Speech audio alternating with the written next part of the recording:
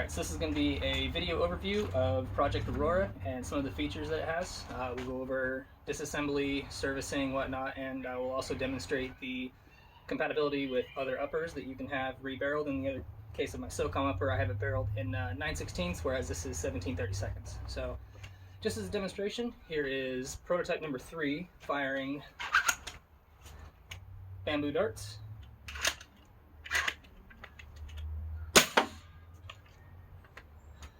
Alright, so let's say this is where you're at now, but you want to swap uppers, whether it's for different game, different ammo type, whatever you're trying to do. All you have to do is remove the magazine, decock it, simply pull the quick release pins, separate the upper receiver from the lower receiver. Now, normally you'd have an entire upper. In my case, I'm still waiting on one to print, so I'm going to go ahead and remove the catch from the rear of the carbine upper receiver, as well as the plunger from the rear of the carbine upper receiver.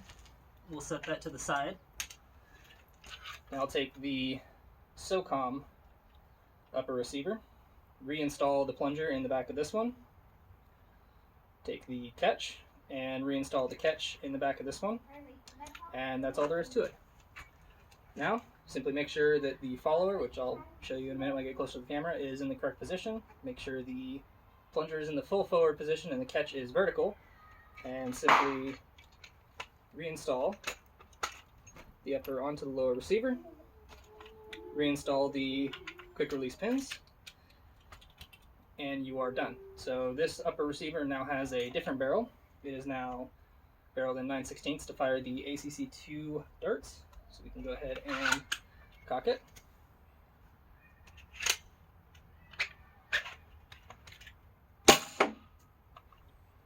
And that's all there is to it. So we're going to go ahead and cock it again, remove the magazine, prime it.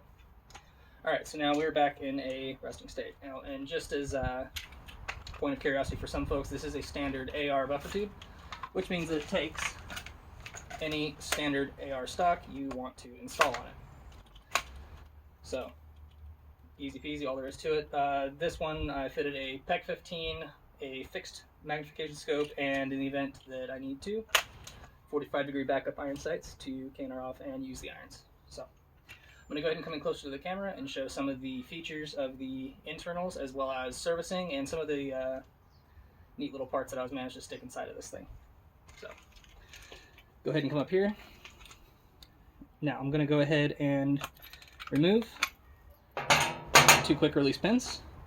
And now we are going to be good to remove the upper receiver assembly. So we'll set this aside for now. First off, I want to focus on the lower receiver. So in here, in the buffer tube, we have the follower, we have the spring, and as it sits right now, that is K26 without a... Oops, where'd it go? There it is. So without the spring spacer, I'm getting about 150, 160 FPS out of it, which is not bad, not the greatest, but go ahead and install the spring spacer in the back, reinstall the spring, reinstall the follower. When you do put it together, it's a little bit more difficult because you have to push the follower back into the lower receiver buffer tube with the end of the plunger rod. Not that big a deal.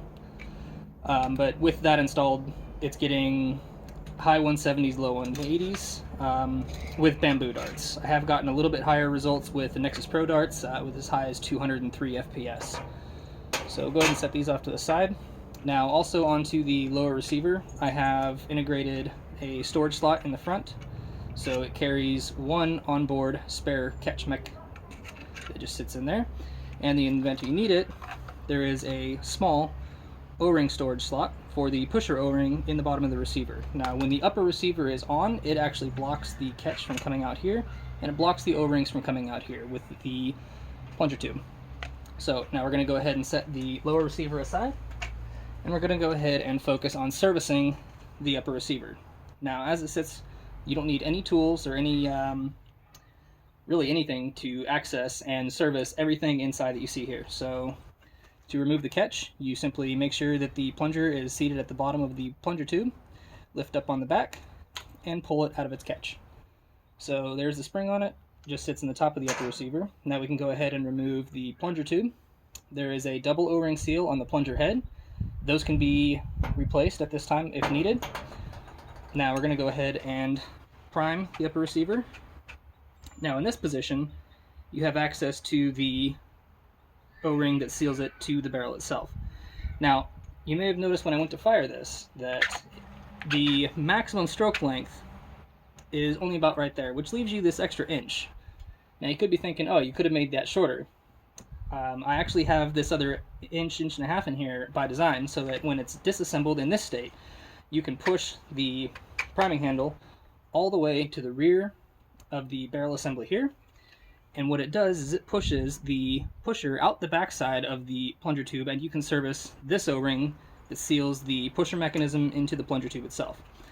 Once you have serviced all the O-rings that you need to, or if you placed anything that's been cut, degraded over time, all you have to do is slide this back forward. If it doesn't jam up on me, there we go. So slide the pump mechanism forward, and now you're ready to reassemble. So we're going to go ahead and take the plunger, making sure that the catch groove is up. Install that into the back of the plunger tube, again making sure that it's down.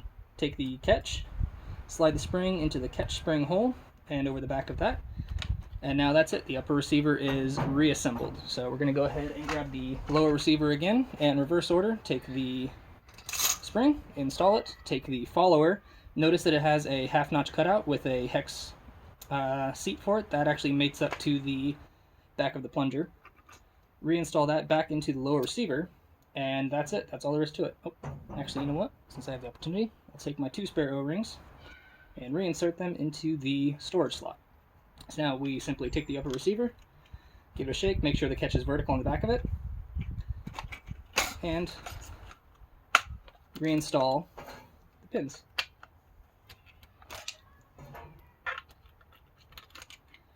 And now, we are ready to, probably should have sanded that, ready to check it. That's really all there is to it. Take the mag,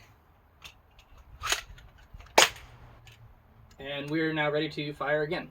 So that's all there is to servicing and swapping the uppers. Again, this has a different barrel, slightly shorter at 9/16, whereas the carbine upper has the 17/32 brass barrel. Both of them function identically the same, both of them use the same catch, the same trigger, the same internals, it's just the barrel size that changed. There are 2 more upper receivers that are currently in the works. Those are going to be a little bit of a surprise for later on, but as it sits right now, this is where I'm at with Project Aurora. Thanks for watching.